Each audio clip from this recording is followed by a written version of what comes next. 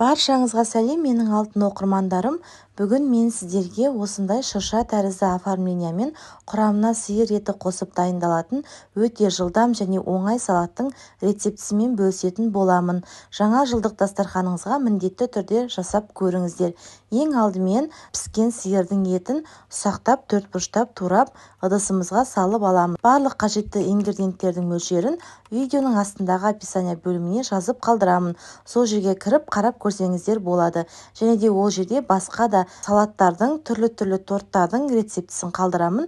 Міндетті түрде кіріп қарап көріңіздер. Және де каналға тіркелмеген болсаңыздар, осы каналдың өсуіне, дамуына өз үлесіңізді қосып, каналға тіркелуді ұмытпаңыздар.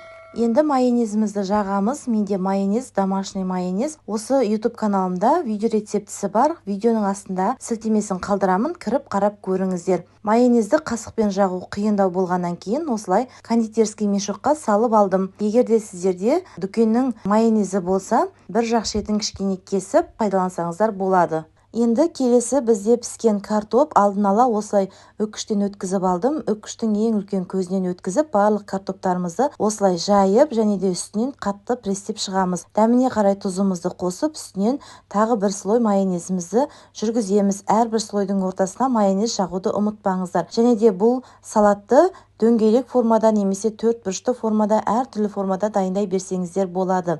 Және де ең астына бірінші картошкасын, ортасына етті салсаңыздар да болады. Енді піскен картопымызды үкіштен өткізіп, барлығын осылай престеп қойып, оның үстіне дәміне қарай тұзымызды және де майонезімізді жағып шығамыз. Және де бұл салатты үйдегі бар ингредиенттермен алмастырып жасасаңыздар да болады. Жұмыртқа немесе сыр қоссаңыздар да болады. Енді келесі біз қызылшамызды қосамыз. Қызылшамызды да үкіштен өткізіп алдын ала дайындап алдым. Барлығын осылай үстіне ақырындап жағып, бір келкі форма жасап аламыз. Достар, менің каналымда салаттардың бұдан да басқа түрлі рецептері бар. Міндетті түрде кіріп қарап көріңіздер.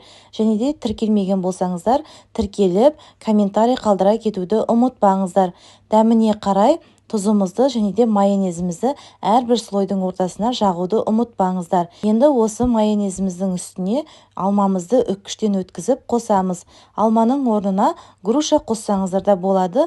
Дәмі өте тамаша, керемет болып шығады. Міндетті түрде жасап көріңіздер, сіздерге 100% ұнайтын болады. Және де бұл салат өте оңай дайындалатындықтан жаңа жылдық дастарханыңызда сіздің міндетті түрде болуы керек. Сондықтан қазірден бастап жасап көріңіздер. Ал достар, сіздер әлі де менің каналыма тіркелмеген болсаңыздар, онда осы қазақша контентті каналдың өсуіне, дамуына өз үлесіңізді қосып, каналға тіркеле кетуді ұмытпаңыздар. Әрбір тіркелушім үшін қатты қуанатын едім. Әрине сіздерге каналға тіркелу оп-оңай, ал ол мен үшін өте маңызды. Осы видеоны басқа да жандардың көруіне өз үлесіңізді қосып, лайк, комментарий қалдыра кетуді де ұмытпаңыздар. Мінекей біз алмамызды қостық, және де үстіне майонезімізді жағып шықтық.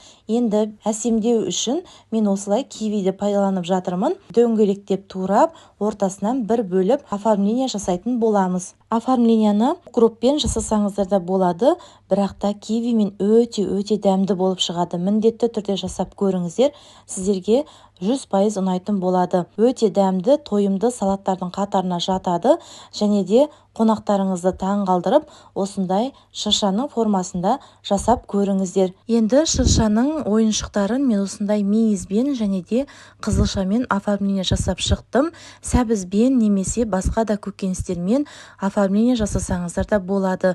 Шеттеріне осылай укропты қойып қойдым. Мінекей біздің салатымыз дайын болды. Өте дәмді, тойымды салаттардың қатарына жатады. Міндетті түрде жасап көріңіздер. Және де каналға тіркелмеген болсаңыздар, тіркеліп жақын дос құрбыларыңызбен бөлісе жүруді ұмытпаңыздар. Баршаңызға рахмет, ас болсын.